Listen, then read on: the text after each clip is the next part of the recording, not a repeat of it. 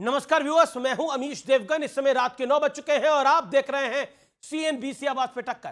अरविंद केजरीवाल ने ऐलान किया है कि दिल्ली में दोबारा उनकी सरकार बनी तो पुजारियों और ग्रंथियों को हर महीने 18,000 रुपए दिए जाएंगे। अब बीजेपी और कांग्रेस इसे वोट बैंक की एक जोरदार पॉलिटिक्स बता रहे हैं, लेकिन मंदिर के पुजारियों और ग्रंथियों ने इस घोषणा पर केजरीवाल का धन्यवाद कर दिया है। इस बीच आम आदमी पार्टी के राज्यसभा सांसद संजय सिंह ने आरोप लगाया कि बीजेपी उनकी पत्नी का वोट काटने की कोशिश कर रही है, लेकिन बीजेपी कह रही है कि संजय सिंह की पत्नी का वोट उत्तर प्रदेश के सुल्तानपुर में है और एक व्यक्ति का दो जगह वोट हो ही नहीं सकता।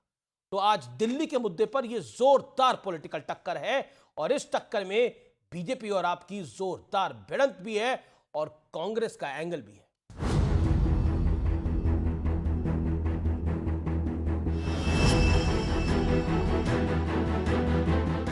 दिल्ली के महाभारत में लड़ाई और तीखी होती जा रही है। अरविंद केजरीवाल ने आज एक और बड़ा ऐलान किया। आम आदमी पार्टी की सरकार पुजारियों और ग्रंथियों के लिए नई योजना लेकर आई। इस योजना के तहत पुजारियों और ग्रंथियों को हर महीने 18,000 रुपए देने का वादा किया गया। इसके लिए 31 दिसंबर से रजिस्ट्रेशन शुरू होंगे।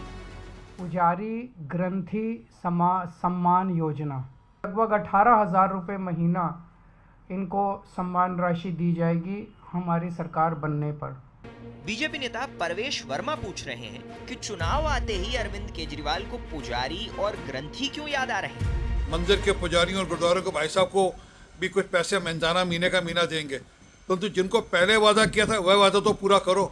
झूठ की हांडी है, ये बार बार नहीं चलेगी। तो चुनावी घोषणाएं अगर आप सरकार में हो तो ये पहले क्यों नहीं किया? हर चीज इनको चुनाव के पहले ही क्यों याद आती है? दिल्ली के पूर्व मुख्यमंत्री अरविंद केजरीवाल जी ने धर्म की राजनीति शुरू कर दी है। पूरी तरह से धर्म के नाम पर चुनावी वोटों की राजनीति हो रही है। उधर अरविंद केजरीवाल के घर के बाहर सैलरी को लेकर इमामों ने प्रदर्शन किया। 17 महीने हो गए और एक दिन के बाद 18 महीने हो जाएंगे। हमारी तनख्वाह नहीं मिली है, हम बैठ जाएंगे यहाँ धरने पर और जब तक हमारी सैलरी नहीं मिलेगी हम उठेंगे नहीं। इस बीच संजय सिंह की पत्नी के वोट पर बड़ा विवाद खड़ा हो गया है। संजय सिंह ने रविवार को दावा किया था कि बीजेपी उनकी पत्नी का दिल्ली में वोट काटने की कोशिश कर रही। बीजेपी नेता अमित मालवीय ने पलटवार कर कहा कि संजय सिंह की पत्नी सुल्तानपुर की रजिस्टर्ड वोटर है। नई दिल्ली विधानसभा क्षेत्र में हमारी पत्नी अनीता सिंह जी का नाम कटवाने के लिए एप्लीकेशन दे दी। इस तरह से तो दिल्ली के अंदर चुनावी घोटाला मत करो भाजपाइयों। माननीय राज्यसभा सांसद संजय सिंह जी ने अपना ही वोट को 3 बार कटवाने के लिए खुद ही अप्लाई करवाया अपने किसी कार्यकर्ता से। जब उनका वोट नहीं कटा तो उन्होंने अपनी वाइफ के नाम से अपने ही कार्यकर्ता के थ्रू में अप्लाई करवाया। कोई ऐसा सगा नहीं जिसको केजरीवाल ने ठगा नहीं। एक ही झूठ को बार बार फैलाने से वह सच में नहीं बदल जाता। सवाल है कि चुनावी मौसम में सभी वादों की जो झड़ी लगा रहे हैं, क्या वो नतीजों के बाद टिक पाएगी या फिर ये शिगुफा बनकर रह जाएंगे? आज इसी पर होगी देश की सबसे बड़ी बहस। और अब वक्त है सुप्रसिद्ध विश्लेषण का। दिल्ली में गर्म होते चुनावी रण के मुद्दों का विश्लेषण। चुनावी वादे, आम आदमी पार्टी का मेगा ऐलान, बड़ा ऐलान, महिला सम्मान योजना। दिल्ली सरकार क्या कहती है? दिल्ली सरकार का महिला और बाल विकास विभाग क्या कहता है? कोई नोटिफिकेशन जारी नहीं हुआ, यह पूरा खेल फर्जी है।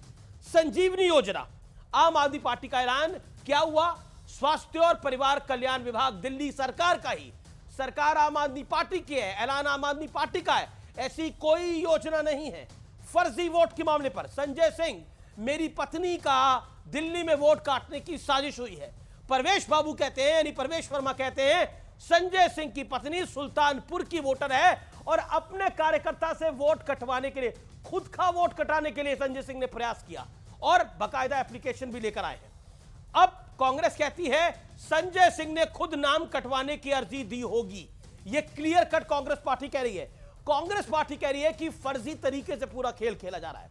अब बात करता हूं मैं अरविंद केजरीवाल की, जो सूबे के फॉर्मर मुख्यमंत्री है। बीजेपी ऑपरेशन लोटस से वोट काटने में जुटी है।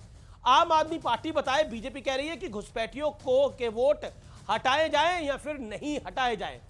कांग्रेस कह रही है कि आम आदमी पार्टी और बीजेपी वोट बैंक की सियासत कर रहे हैं। आइए बढ़ते हैं आगे। ये देवेंद्र यादव कह रहे हैं अब मैं बढ़ता हूं केजरीवाल की तरफ। केजरीवाल का ऐलान है पुजारियों ग्रंथियों को 18,000 की सम्मान राशि मिलेगी, लेकिन दिल्ली के इमामों का बड़ा आरोप है करीब 18 महीने से 18,000 रुपए का वेतन यानी सैलरी नहीं मिली है। और अब आज का बड़ा प्रश्न, क्या दिल्ली में साम दाम दंड भेद के सारे पैंतरे आजमाने की शुरुआत हो चुकी है? डॉक्टर सुधांशु त्रिवेदी भारतीय जनता पार्टी के प्रवक्ता हमारे साथ इस चर्चा में है। डॉक्टर अनुराग भदौरिया समाजवादी पार्टी के प्रवक्ता है। प्रियंका कक्कड़ है, आम आदमी पार्टी की नेत्री है, उनका अभिनंदन है, प्रवक्ता है। मौलाना साजिद रशीदी है, इमाम एसोसिएशन के, आपका भी अभिनंदन है। तो प्रियंका कक्कड़, अगर मैं वोट की बात करूं तो संजय सिंह जी की पत्नी के वोट को लेकर कांग्रेस पार्टी का भी वही कहना है। वो कह रहे हैं कि खुद ही सब कुछ कर रही है आम आदमी पार्टी और नाम दूसरे पे डाल देती है, और बीजेपी भी यही कह रही है। देखिए, सभी को नमस्ते। अमीर जी, सबसे पहले तो मैं आपको बता दूं कि अवैध वोटर या रोहिंग्या देश में कहीं भी हैं तो अमित शाह जी की गलती है। हरदीप पुरी जी ने बसाया उनको दिल्ली में, तो अगर हरदीप पुरी जी को अरेस्ट कर लेंगे ना तो सारा ये वाला मसला खत्म हो जाएगा कि अवैध वोटर कौन है, क्योंकि उन्होंने बसाया है दिल्ली में, ऐसा उन्होंने सार्वजनिक ट्वीट करके बताया। ये लोग जानबूझ के जेन्युइन वोटर्स का, पूर्वांचली भाई बहनों का वोट कटवा रहे हैं, क्योंकि ये जीत नहीं सकते इस बार दिल्ली में। इनके पूछो अभी अरविंद केजरीवाल को गाली निकालने के अलावा क्या प्लान है दिल्ली का या क्या किया, इनके पास जवाब नहीं है। और मुझे आज जानना है सुधांशु जी से कि क्या वो इस फैसले से एतराज रखते हैं कि आज हमने पुजारियों और ग्रंथियों के लिए एक सम्मान राशि घोषित की, क्यों भाजपा अब तक ऐसा नहीं कर पाई? क्या दिक्कत है भाजपा को? वीरेंद्र सचदेवा ने बोला हम तो 10 साल से ये कह रहे थे, शुक्र है इन्होंने इस बात को माना है, लेकिन अब पैसे दे दे। ये वीरेंद्र सचदेवा ने कह रहे थे अपने हम तो 10 साल से कह रहे थे, ये फाइनली बात को माना गया है। ये भारतीय जनता पार्टी के एजेंडे पे ही काम कर रहे हैं, फाइनली वाली बात। लेकिन मैं ग्रंथियों पे आऊंगा, पुजारियों पे आऊंगा। मंत्रोच्चारण हो रहा है सीएम अरविंद केजरीवाल के घर पे। इस समय आप देख सकते हैं ये तस्वीरें, मंत्रोच्चारण करके स्वागत करने के लिए पहुंचे हैं। क्या सुधांशु त्रिवेदी, पुजारियों और ग्रंथियों को तनख्वाह देकर, उनको सम्मान राशि देकर मास्टर स्ट्रोक खेला अरविंद केजरीवाल ने? जैसा आम आदमी पार्टी कह रही है कि खेल बदल दिया है पूरे चुनाव का, ये चुनाव अरविंद केजरीवाल के इर्द गिर्द है और ये चुनाव आम आदमी पार्टी जीतेगी। आप चाहे वोट कटवा ले, चाहे कोई खेल खेल ले। देखिए मैं एक बात कहना चाहता हूं कि अरविंद केजरीवाल जी के साथ समस्या ये है कि वो खेल में इतना पलटते हैं कि ट्विस्टिंग समरसॉल्ट लेने में वो बड़े बड़े ओलंपियंस जो जिम्नास्ट के हैं उनको भी मात दे देते हैं जी। फिर पता ही नहीं लगता कि वो खेल में किस पाले में जाके खड़े हैं। अब यहां पर मैं स्पष्ट रूप से कहना चाहूंगा, अगर आज अरविंद केजरीवाल जी ने ये उदाहरण ये किया है तो जानते हैं अमित जी इसका अर्थ क्या है? मोदी है तो मुमकिन है। जिनको आज तक सिर्फ मौलवी नजर आते थे, याद करिए वक्फ बोर्ड के लिए केजरीवाल जी का वो वीडियो अवेलेबल है। अरे जब तक केजरीवाल की सरकार है वक्फ बोर्ड के पास इतना पैसा रहेगा कि उसे जरूरत नहीं पड़ेगी। आज ग्रंथियों और पुजारियों की याद आई। अरे हम तो ऐतराज नहीं करते प्रियंका जी, एहतराम करते हैं, स्वागत करते हैं। मगर यह भी बता देना चाहता हूं कि केजरीवाल जी को अगर यह लगता है कि किसी पुजारी को कुछ पैसे देने के बाद वो उनका वोट ले लेंगे, तो मैं बताना चाहता हूं पुजारी जिस भाव से काम करते हैं, सुदामा चरित में नरोत्तम दास जी ने लिखा है पुजारी के लिए कि जे तपके परलोक सुधारे, तिनके नहीं कोई संपत्ति इच्छा, और मोरे हिये हरिके पद पंकज, 12,000 लो ले परीक्षा, औरन को धन चाहिए मामरी, मामन को धन केवल भिक्षा। यानी वो ये कहते हैं पैसे के लिए हम थोड़ी आ रहे थे, सम्मान के लिए आ रहे थे। और आप जब मंदिरों के साथ ये बर्ताव करते हैं, आप देव स्थानों के साथ ये बर्ताव करते हैं, तो याद करिए वो बाजीराव मस्तानी का भी एक डायलॉग था ना, खैरात तो कई जगह मिलती है, बात मान सम्मान की होती है। और वो कहते हैं मेरे हिये हरि के पद पंकज, मेरे हृदय में भगवान हरि के चरण कमल, 12,000 लो ले परीक्षा। तो इसलिए मैं कह रहा हूं इतना आसान नहीं है, और जो हो रहा है जितना भी हुआ है उसका हम स्वागत करते हैं, पर यह सिर्फ इसलिए हो रहा है मोदी है तो मुमकिन है। ओके प्रियंका इसका तो वो स्वागत कर रहे हैं। मैं फिर आऊंगा इस विषय के ऊपर, वो इसका स्वागत कर रहे हैं। एक पॉइंट मेरा ये है प्रियंका जी, आप बिल्कुल बोलिए। मोदी है तो मुमकिन है, तो बाकी स्टेट्स में क्यों नहीं हो रहा? पॉइंट है आप इनसे पूछिए ना, मोदी है तो मुमकिन है, इन पे भी वो क्रेडिट ले लेंगे, तो फिर बाकी स्टेट्स में क्यों नहीं कर पा रहे? बाकी स्टेट्स में तो ये मंदिर तुड़वा रहे हैं, इन्होंने काशी में मंदिर तुड़वाए, इन्होंने दिल्ली में प्राचीन मंदिर तुड़वाए, इन्होंने हिंदुओं के लिए किया क्या? महंगाई के अलावा आज स्टूडेंट्स लाठी खा रहे हैं, क्या किया इन्होंने हिंदुओं के लिए? बता दे मुझे जरा। ना बिजली कहीं सस्ती की, इन्होंने बिजली कहीं मुफ्त कर दी, क्या किया हिंदुओं के लिए? आज हमने एक और कदम उठाया है जिससे जीवन थोड़ा आसान हो जाए, जिससे जीवन थोड़ा सम्मानजनक हो जाए। ये कब जागेंगे? इनसे पूछिए। मुझे लगता है, अमित जी जवाब दे दूं? जी हेलो, जी जी जी, आवाज आ रही है? बिल्कुल बिल्कुल। हाँ अमित जी, मुझे लगा शायद प्रियंका जी अपना फोन देखने में व्यस्त हो गई या क्या हो गई, उन्होंने मेरी बात सुनी ही नहीं। मैंने कहा पुजारी धन के लिए नहीं आता है, वो धर्म के मान और सम्मान के लिए आता है। ना पुजारी ना इमाम, कोई जब भी नहीं आप आता। सारे धर्म स्थलों के विरोध में खड़े हुए, धर्म के लिए आता है साहब। और हमने हिंदुओं के लिए क्या किया है जानते हैं कि क्या किया है? जो छत्रपति शिवाजी महाराज ने अपने में किया था अपने जमाने में कि मोड़ राखे मुगल मरोड़ पातशाह राखे, राम नाम रख निज रसना सुधर में, और बैरिन की हद राखी तेग बल शिवराज, देव राखे देवल स्वधर्म राख्यो घर में। इसका अर्थ यह हुआ कि मुगलों को मोड़ के रखा। तो जो मोदी जी ने किया, मुगलिया मानसिकता वालों को मरोड़ के रखा। कैसे? राम का नाम, पवित्र नाम अपनी जिह्वा के ऊपर रखे, और बैरियों को तेग बल शिवराज यानी जो देश के दुश्मन थे उनको हद के अंदर रखा है सैन्य शक्ति से। अब कोई नहीं आता धमाके करके चला जाए। और देव राखे देवल यानी देव स्थानों में देवता सुशोभित हैं, और स्वधर्म अपने घर में। आप देखिए काशी विश्वनाथ का कॉरिडोर, महाकाल का कॉरिडोर, भगवान श्री राम का मंदिर, कुशीनगर में भगवान बुद्ध का मंदिर उभरता हुआ देखिए, तब आपको समझ में आएगा। इसलिए बहुत छोटी सोच है। अगर आपको लगता है तो शायद आप ध्यान नहीं दे पा रही, तो मैंने पहले ही ये बात बोली थी जी। मगर क्या करें, जो पल पल प्रतिवर्ती प्रकृति वेश है, जिनका पल पल बदलता रहता है, वो शायद इस बात को समझ नहीं पाते, इसलिए उनके लिए समस्या होती है।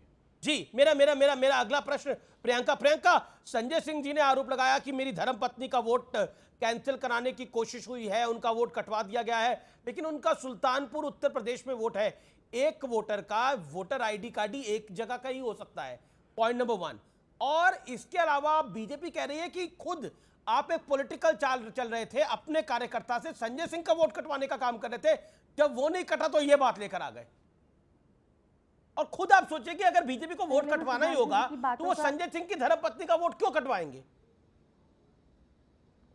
मेरे को जवाब देने दीजिएगा, मैं आपको पूरा जवाब देती हूँ। विस्तार से पहले मैं बताती हूँ कि सुधांशु जी की अच्छी अच्छी बातों से ना लोगों का पेट नहीं भर सकता। आज जो देश की हालत है, आपने 80 करोड़ भारतीयों को सरकारी अनाज पे मोहताज कर दिया है सर।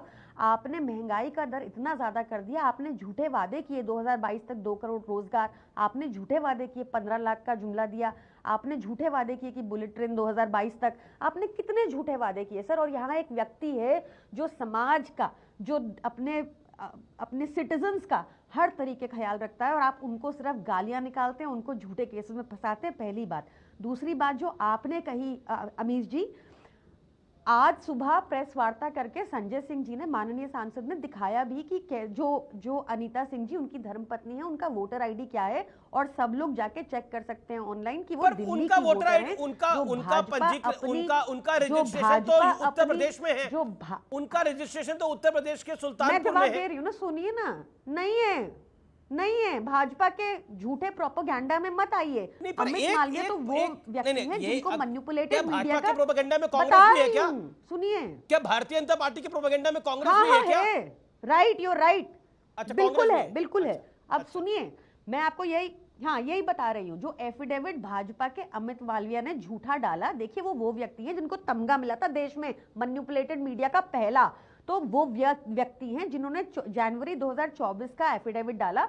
वो भी भली भांति जानते हैं कि उसके बाद अनीता सिंह जी ने सुल्तानपुर में एप्लीकेशन दी कि उनका वोट वहां से डिलीट किया जाए। नहीं, पूरी करने दीजिए बात। और दिल्ली में उन्होंने लोकसभा 2024 में मई में वोट भी किया बकायदा, ये पता है उनको।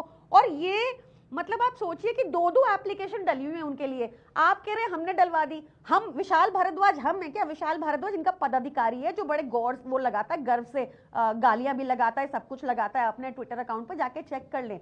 उसने एप्लीकेशन दी 11,018 शादरा में, उसके बारे क्या कहेंगे ये?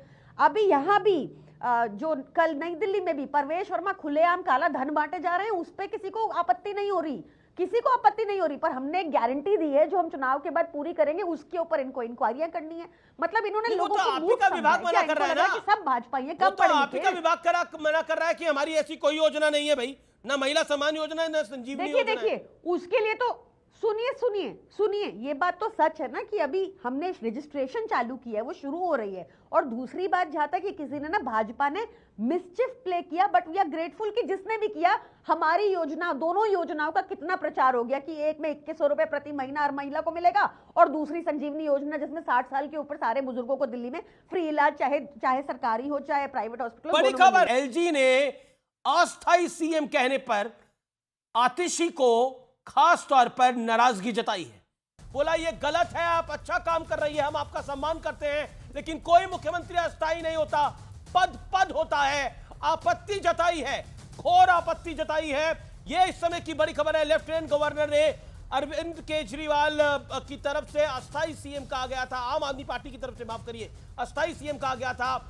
पूर्व सीएम ने अपनी विफलताओं का ठीकरा आप पे फोड़ रहे हैं, यह कहने का प्रयास किया गया है। इसके अलावा उदित राज ने बोला है कि केजरीवाल मुर्गी है, मुर्गी को इधर पकड़ो तो उधर भागती है, इनके पास पैसा नहीं है, ये लोन मांग रहे हैं, ये योजना पे योजना लेके आ रहे हैं, लेकिन इनके पास पैसे नहीं है, ये पैसे पूरे नहीं कर पा रहे हैं। इसके अलावा अलका लांबा ने कांग्रेस की बोला है, संदीप दीक्षित ने बोला है, मिस्टर यादव ने बोला है कांग्रेस पार्टी के, तो कांग्रेस पार्टी ने भी हमला बोला है लगातार, क्योंकि इमामों की सैलरी नहीं दे पा रही। आम आदमी पार्टी तहसीन पूनावाला क्या कहना चाहते हैं? क्या किसी प्रदेश का मुख्यमंत्री अस्थायी होता है?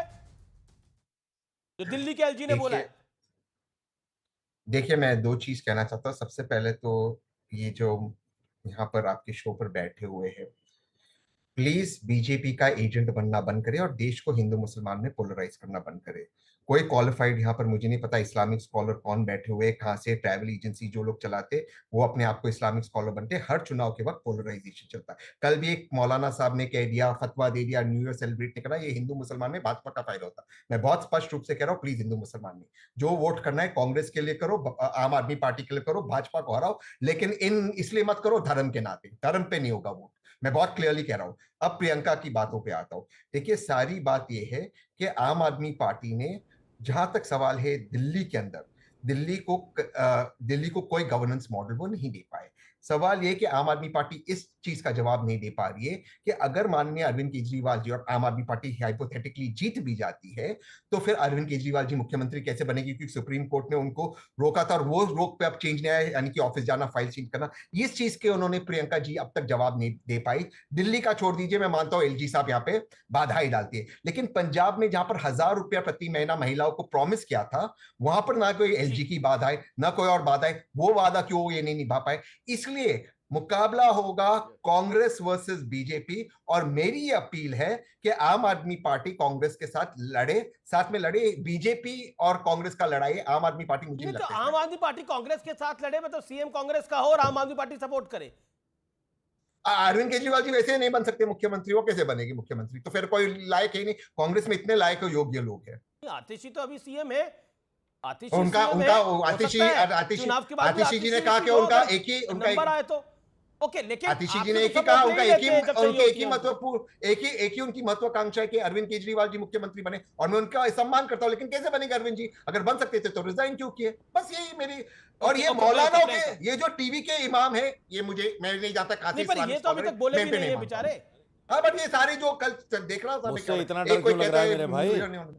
अरे इमाम से इतना डर क्यों लग रहा है? आपसे नहीं डर लगता है? मैं ट्रैवल एजेंसी से नहीं डरता, मैं तो बोला भी नहीं, ट्रैवल एजेंसी से नहीं डरता हूँ भाई साहब, मैं ट्रैवल एजेंसी से बोला भी नहीं मेरे भाई। क्यों? मैं ट्रैवल एजेंसी से डरता ही नहीं हूँ मेरे भाई। नहीं, ट्रैवल एजेंसी से डर। हिंदू मुसलमान मत करो भाई, हिंदू मुसलमान नहीं चलेगा। अनुराग भाई भी कहेंगे, प्रियंका भी कहेगी, और मैं भी कहूंगा। हम भाजपा को एडवांटेज नहीं देंगे, हम अपने बीच लड़ेंगे, भाजपा को हम एडवांटेज नहीं देंगे, हम भाजपा को एडवांटेज नहीं, मैंने तो कुछ बोला भी हम नहीं, अपने बीच में लड़े। देखिए आपने एक सेकंड प्रियंका बिल्कुल मैं हम भाजपा को एडवांटेज मुझे हम अपने बीच में लड़ेंगे, एक सेकंड हम हमारे बीच में लड़ेंगे, भाजपा को एडवांटेज आप नहीं तो देंगे। सुबह से हेडलाइन में भी बने हुए हैं, इमामों की सैलरी नहीं मिली है। Okay Priyanka your reply to Tahseen. देखिए, my good friend Tahseen has become very political, I would like to say कि उनको वो कोशिश कर रहे हैं, बट ये बात सारी दुनिया जानती है कि दिल्ली में कॉन्टेस्ट आम आदमी पार्टी और बीजेपी के बीच है। ज़रूर कांग्रेस लाइमलाइट में आने की कोशिश कर रही है, अरविंद केजरीवाल जी को गाली देकर मैं देखा वो, और ये भी है कि बीजेपी की बातें सुनकर बीजेपी के षड्यंत्रों में फंसकर वैसे ही बोल रही है बहुत सारी चीज़ें। But with all due respect, fight अभी आम आदमी पार्टी और बीजेपी के बीच में है। आप कह रही हैं कि फाइट आम आदमी पार्टी और बीजेपी के बीच में है, लेकिन इतना तो बीजेपी ने नहीं खराब बोला। उदित राज कह रहे हैं केजरीवाल मुर्गी है, मुर्गी को इधर पकड़ो तो उधर भागती है, इनके पास पैसा नहीं है, ये लोन मांग रहे हैं, वोट की डकैती करने के लिए योजना पर योजना घोषित कर रहे हैं। मतलब इसके अलावा संदीप दीक्षित ने क्या बोला है, अलका लांबा जी ने क्या बोला है, देवेंद्र यादव ने क्या बोला है, ये सब सबकी बीजेपी डिटेल बोल में रही नहीं जा रहा। है। अमीर जी समझें, ये बीजेपी बोल रही है, समझें आप। मतलब आप सोचिए कि कांग्रेस इतनी बुद्धू थोड़ी है कि उसने कोई क्वेश्चन नहीं उठाया कि एक स्टेट जो 7 लाख करोड़ के डेट में, जब वो आम आदमी पार्टी की स्कीम कॉपी कर सकता है तो जो ओरिजिनल्स हैं और जो मुनाफे के बजट में वो नहीं कर सकते, तो मतलब लोग बुद्धू थोड़ी हैं, कांग्रेस भी बुद्धू नहीं है। आप समझें क्या कर रहे हैं ये। तो मैं फिर से कहूंगी कि देखिए, सुधांशु जी को आज उन्होंने प्रेज किया हमें, I am very grateful for it, कि और हमने भी यही कहा कि एक सवाल है आप मेरे को सुधांशु जी पे जाने नहीं दे रहे, आप क्या कर रहे हैं मेरे को दिख रहा है। मैं आप ही बोल रही है तब से, मैं सवाल पूछ रहा हूं। आप कह रहे हैं कि ये जो बात उदित राज जी ने बोली है, ये बात लोन मांग, चलिए उदित राज जी लाइन क्रॉस कर रहे हैं, बात मानी, लेकिन इमामों की सैलरी नहीं मिली है दिल्ली के अंदर पिछले 18 महीनों से 18,000 रुपए। मैं आपको बताती हूँ, देखिए एक सेकंड साजिद रशीदी इस पर कुछ कहना चाहते हैं। एक सेकंड साजिद रशीदी, अब ग्रंथियों को और पुजारियों को और डिक्लेयर हो गई है। देखिए यही तो है ना, मैं क्लियरली कहना चाहता हूँ, पिछले 6 महीने से हम लोग प्रयास कर रहे हैं केजरीवाल जी से इस बात पर मिलने के लिए, भाई हमारी तनख्वाह में बाधा कहाँ है, परेशानी कहाँ है। 18 महीने से 18 महीने हो गए और वो हमारी सैलरी आज से नहीं है, जब से 1970 में बोर्ड बना है तब से वक्फ बोर्ड के इमामों को सैलरी मिल रही है। ये कोई नया काम नहीं है, हम अस्थाई इमाम हैं दिल्ली वक्फ बोर्ड के, और दिल्ली वक्फ बोर्ड की जो प्रॉपर्टियां हैं वो सब आप जानते हैं कि कहाँ कहाँ है, किस तरह है, मैं उस पर नहीं जाना चाहता। मैं सिर्फ ये कहना चाहता हूँ, हम आतिशी जी से मिले, उन्होंने हमसे 4 दिन का वादा किया, आज 20 दिन हो गए, कोई रिप्लाई तक नहीं है। हम जो है अश्वनी कुमार से मिले, हम जो है छोटे बड़े जो जितने भी सरकारी अफसर हैं तमाम से मिले। जब हम सब जगह से हार गए तो हमने सोचा चलो अरविंद केजरीवाल के पास चलते हैं, ये पार्टी के संयोजक हैं, हो सकता है सीएम से कहकर ये तनख्वाह दिलवा दें। आज तो खुश होंगे आप, ग्रंथी और पुजारियों को भी मिल रही है। नहीं देखिए, मैं वही कह रहा हूँ, जेब में नहीं है दाने, अम्मा चली भुनाने। जी। सवाल ये है कि जब 18 महीने से आप जो है इमामों की सैलरी नहीं दे पा रहे हैं, ग्रंथियों का प्रलोभन और दे दिया। मैं एक बहुत बड़ी बात कहने जा रहा हूँ उमेश जी, सुनिएगा इसको, प्रियंका जी भी सुने। आपने पुजारियों को और ग्रंथियों को तो कह दिया, पादरियों को छोड़ दिया आपने।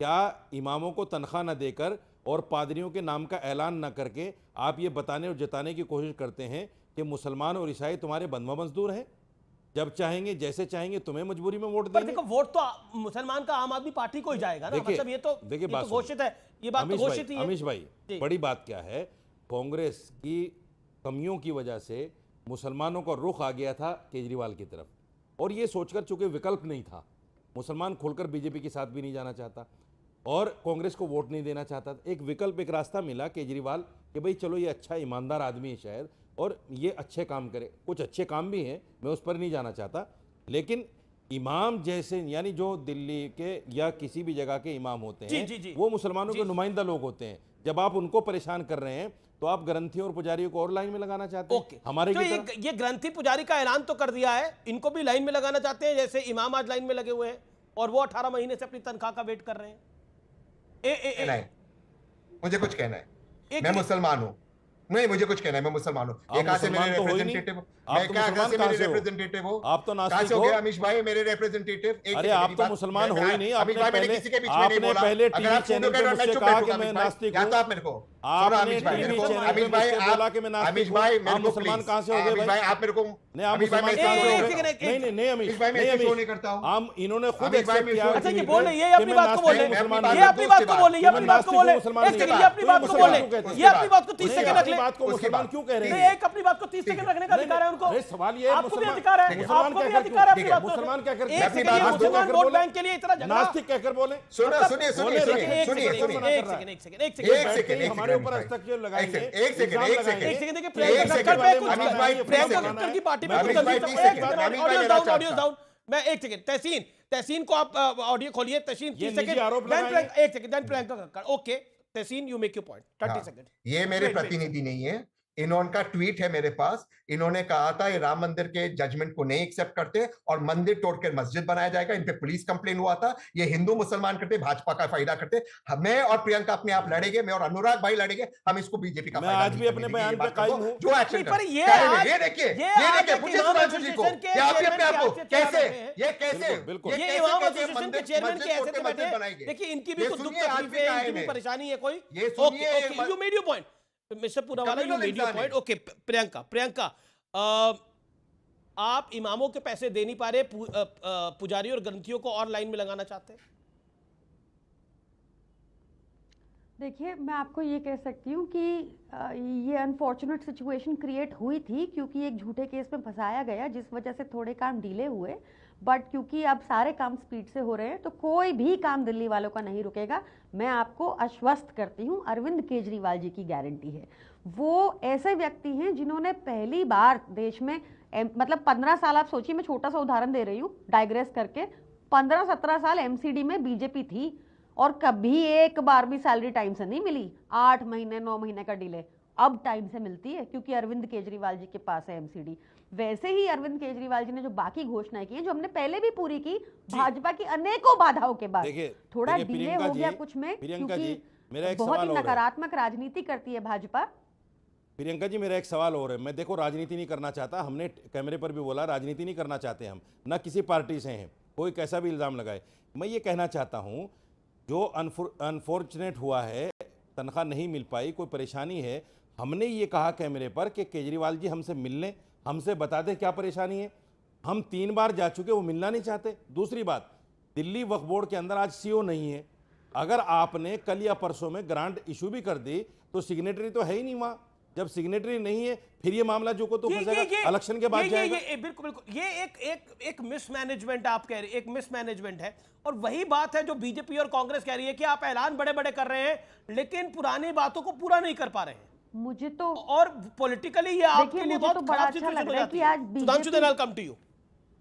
नहीं होगी, आप फिक्र मत कीजिए। मुझे तो इस बात की भी बड़ी खुशी है कि आज भाजपा वाले भी और सारे टीवी मीडिया चैनल्स भी फाइनली सबका साथ सबका विकास की बात कर रहे हैं और फाइनली इमाम साहब को भी जितनी दिक्कतें आई हैं उस पर भी चर्चा हो रही है। और मैं आपको अश्योर करती हूं अपनी पार्टी की तरफ से कि अरविंद केजरीवाल जी का कहा हुआ गारंटी होता है, जुमला नहीं होता। कब आ जाएगा ये बता दीजिए। जितना कुछ भी हुआ सबके सामने। सुधांशु त्रिवेदी, ये अरविंद केजरीवाल की गारंटी है। अनुराग भदौरिया, मैं आपके पास आऊंगा, मुझे पता है आप काफी देर से बोलना चाहते हैं। सुधांशु, ये अरविंद केजरीवाल की गारंटी है। देखिए आपकी इस डिबेट में कितने मज़ेदार 2-4 तथ्य सामने आए और क्या तथ्य छुपाने का प्रयास हुआ मैं बताना चाहता हूं। अभी देखिए मौलाना रशीदी जी ने बात कहा कि वो स्थायी इमाम है। सुनिए अमीश जी, दिल्ली में इमाम स्थायी है और मुख्यमंत्री अस्थायी है। सोचिए कितनी मज़ेदार बात है। और उन्होंने आगे क्या बोला, अभी तहसीन भाई को बहुत रिएक्शन हुआ कि साहब वो इमाम साहब क्यों बीच में आ रहे हैं। तो मैं याद दिलाना चाहता हूँ, भारत के इतिहास में यदि पहली बार किसी इमाम का फतवा जारी करवाया गया है कि वो किसी पॉलिटिकल पार्टी को वोट दे, तो तहसीन भाई याद करिएगा, दिल्ली के शाही इमाम बुखारी से 1980 में इंदिरा गांधी ने फतवा जारी कराया। दूसरी बात, दिल्ली की बात हो रही है, दिल्ली के इमाम बुखारी से 89 में वीपी सिंह ने फतवा जारी कराया। और उनके बेटे जो वर्तमान इमाम हैं, उन्होंने 2014 में सोनिया गांधी के लिए फतवा जारी कराया। अब कांग्रेस वाले जब ये बोलते हैं कि हम इमाम को बीच में नहीं लाना चाहते, तो बहुत वो लगता है साहब आप लोगों ने तो इमामों और मौलवियों की वजह से कैसे बदल दिया था शाहबानो का केस सबको पता है, इसलिए कम से कम कांग्रेस वालों को बोलने से पहले सोचना चाहिए। और मैं बताना चाहता हूं, जो प्रियंका जी बोल रही थी, झूठा और सच्चा 2 मिनट में साबित हो जाता ना। आप कह रहे हैं कि ऐसी योजना थी, नहीं थी, आपको उस योजना के पास होने का ऑर्डर, मतलब प्रोसीजर और ऑर्डर सामने रख देना चाहिए था। देखिए साहब, ये योजना है, ये फला फला मीटिंग में वो हुई है। और देखिए संविधान कैसे खतरे में होता है कि स्थापित मुख्यमंत्री को अस्थायी कहा जाता है और योजना का नाम रखा जाता केजरीवाल कवच। केजरीवाल जी आज सरकार में क्या है?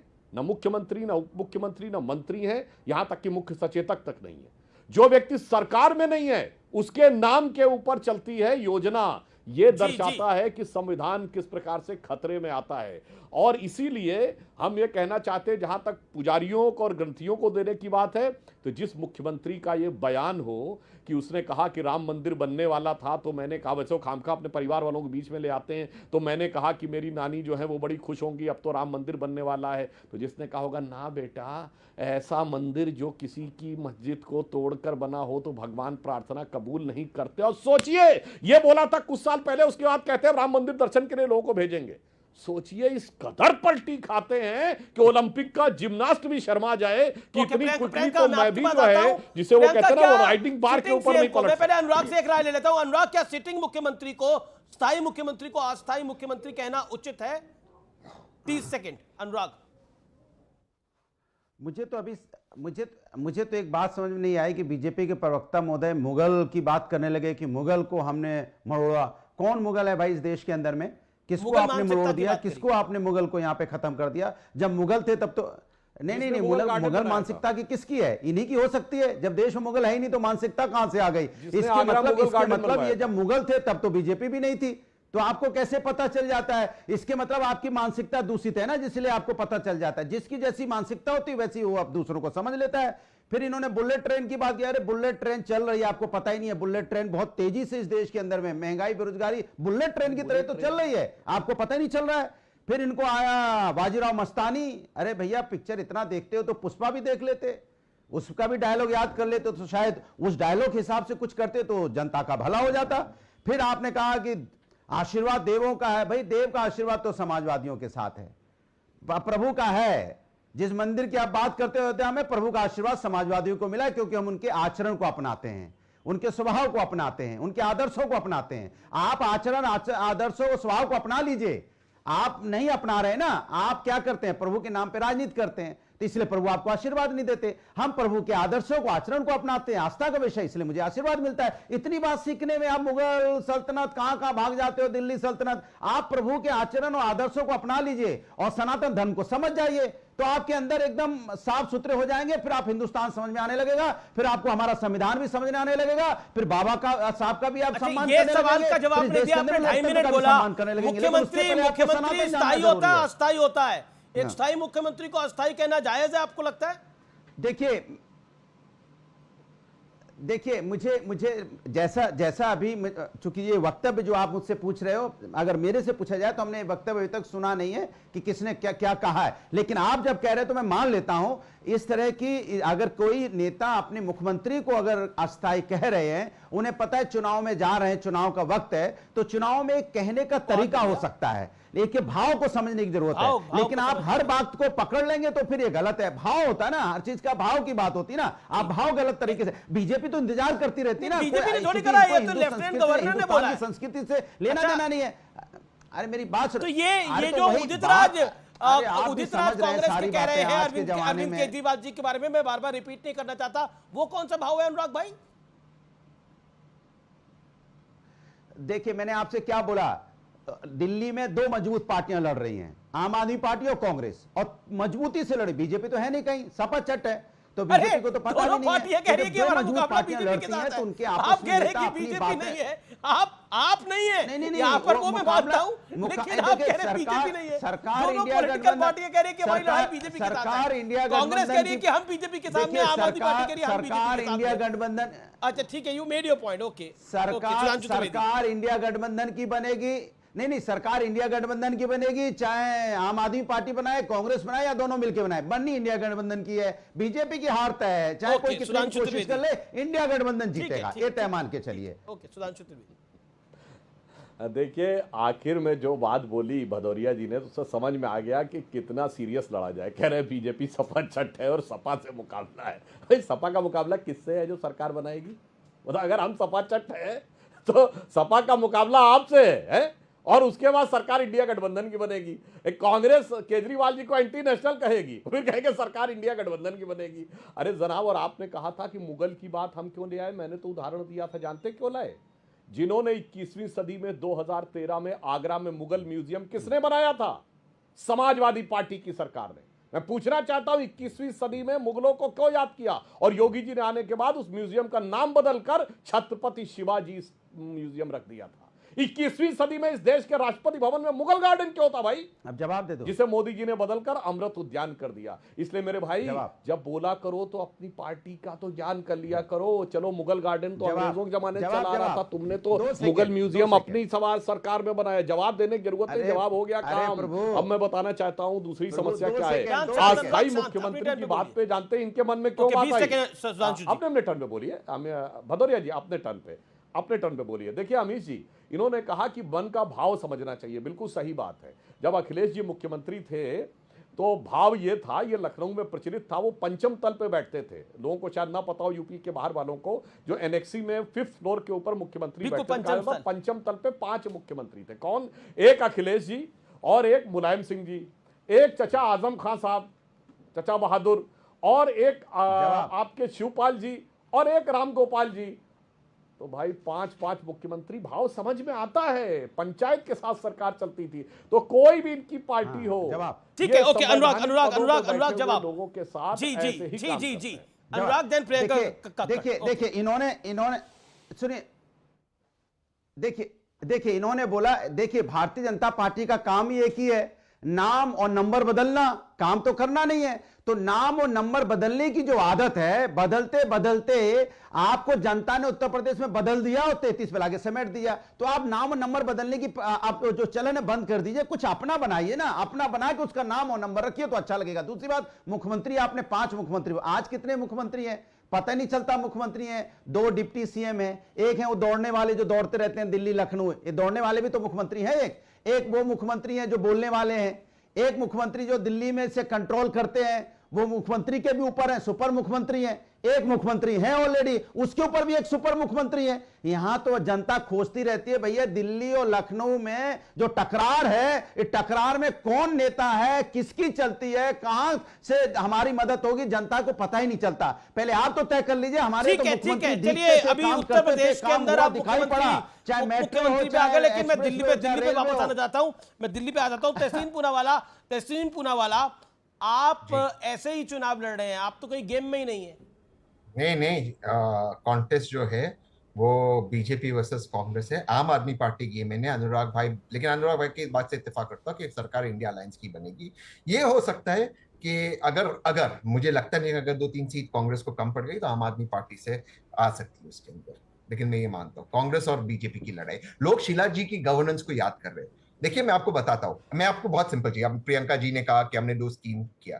आप जानते हो अमित जी, जो संजीवनी योजना, ये छोड़ दीजिए वो एड, वो सारी चीज को मैंने बात किया। संजीवनी योजना को कैबिनेट में अभी तक नोटिफाई नहीं किया है। अब कैबिनेट में तो माननीय एलजी साहब नहीं आए अब तक संजीवनी योजना को, वो छोड़ दीजिए ऐड को, वो ऐड चलिए मान लीजिए ब्यूरोक्रेट्स ने किया। तो एक गवर्नेंस मॉडल जो है, लोग अब समझ गए कि जो शीला जी का समय था वो गोल्डन सुनहरा पीरियड था। वो तो अरविंद केजरीवाल के गवर्नेंस मॉडल को आप तहसीन कैसा देखते हैं? 10 सेकंड में इसका जवाब। अरविंद केजरीवाल का गवर्नेंस मॉडल। नहीं, अरविंद केजरीवाल जी ने कोशिश तो बहुत की, लेकिन वो डाइवर्ट अलग मुद्दों में हो गए। लेकिन मैं ये नहीं मानता हूं कि वो देशद्रोही, ये सारी शब्दों का प्रयोग किसी के लिए नहीं होना चाहिए। लेकिन जो आम आदमी पार्टी, वो गवर्नेंस ही नहीं कर पा रही। आप देखिए पंजाब का मैंने उदाहरण दिया, उसका जवाब नहीं दिए। 1000 रुपया मौका नहीं किया भाई, प्रियंका ने जवाब नहीं दिया, ये गलत है। प्रियंका के पास मैं गया नहीं। प्रियंका जी जवाब, प्रियंका जी अपने टर्न पे बोलती है। बोलिए प्रियंका जी, 40 सेकंड है आपके। काफी सारे आरोप है बीजेपी की तरफ से भी और तहसीन की तरफ से भी। देखिए मैं क्या बोलूं, मतलब तहसीन भाई तो आज पता नहीं कैसी बात कर रहे हैं कि दिल्ली में, मतलब मैं क्या ही बोलूं, क्या जवाब दूं। आपको पता है, आपके दर्शकों को पता है, जो दिल्ली में रहता है उसको पता है। तो क्या मैं बहुत सॉरी हूँ तहसीन भाई, मैं काउंटर नहीं करूंगी। बट बीजेपी भी आप देखिए ना 3 और 8 पे सिमट के रह गई थी, और अभी तक उनके पास ना कोई सीएम चेहरा है, ना कोई विजन है, ना कोई प्लान है। उनको पता ही नहीं है किसको खड़ा करेंगे, क्या देंगे। मतलब सिर्फ अरविंद केजरीवाल को गाली निकाल के चुनाव जीतेंगे क्या? कुछ तो सोच रखा होगा। बीजेपी ने तो आपको लोकसभा चुनाव के अंदर अलायंस के बावजूद हरा दिया, पर बीजेपी ने तो अलायंस के बावजूद आपको हरा दिया। ये नया प्रयोग किया था आम आदमी लोगों को पार्टी ने। अलायंस पसंद नहीं आया अमीश जी। हाँ, हो सकता है लोगों को अलायंस पसंद ना आया हो सकता है, क्योंकि दिल्ली बिना अलायंस के भी आ रहा था पिछली बारी 2019 में। ओके, सुधांशु त्रिवेदी। तो फिर वो आपने ऐसे पूछा तो मैंने वैसे बता दिया। अब आप ऐसे पूछ रहे हो, एक चीज पर रहो, फिर मैं वैसे जवाब दूंगी। नहीं, मैं तो सभी चीजों पे रहूंगा, सवाल तो मेरे सारे ही होंगे। Okay, Sudhanshu Trivedi 20 second 20 second. देखिए, प्रियंका जी ने अभी ये कहा कि हमारा सीएम चेहरा पूछा। अमीश जी, आपके लाखों दर्शक जो देख रहे होंगे वो सोचिए, जिस पार्टी का सीएम है वो चेहरा नहीं है। मेरे ख्याल से ऐसा तो कभी उदाहरण आपने देखा नहीं होगा कि जो सीएम है वो चेहरा नहीं, और वो कह रहा मैं चेहरा नहीं हूं, वो खुद कह रही है कि मैं चेहरा नहीं हूं। तो एक चेहरे पे कौन सा चेहरा लगा हुआ है? उस चेहरे वक्त एक अंतराल का है, लेकिन अंतराल के उस पार टक्कर के इस एडिशन में बात करेंगे हम बड़ी खबर की, यानी ब्रेकिंग स्टोरी की।